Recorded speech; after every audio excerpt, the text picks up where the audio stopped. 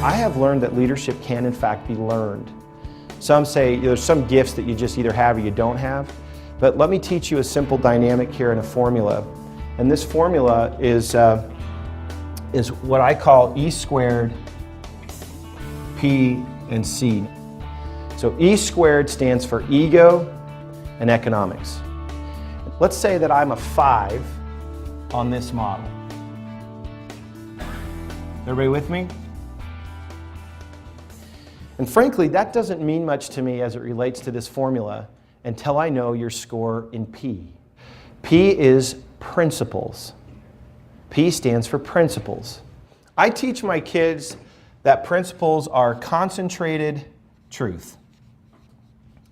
In fact, the total definition is principles are concentrated truths packaged for application to a wide variety of circumstances. I've learned to be a successful leader that you have to have a commitment to principles that is greater than your commitment to ego and economics. C stands for capacity, and capacity for me centers on this concept of actual or potential ability.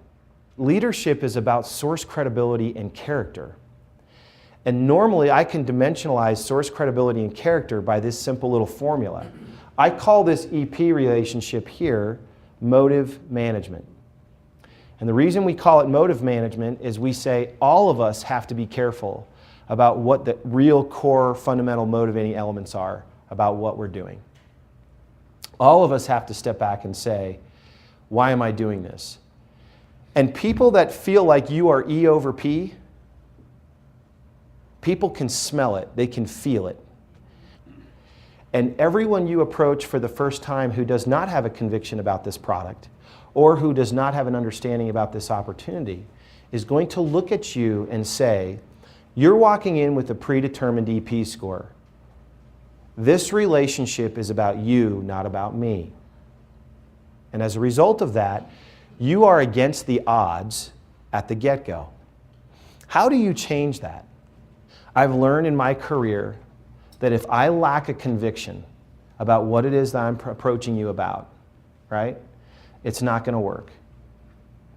So the first question you ought to ask yourself, if you are leading in any effort, do I have a core belief, an abiding conviction that what I'm about to talk to you about and share with you is more about you than it is about me?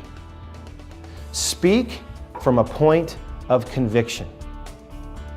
The advocate is campaigning on behalf of a belief. Be an advocate.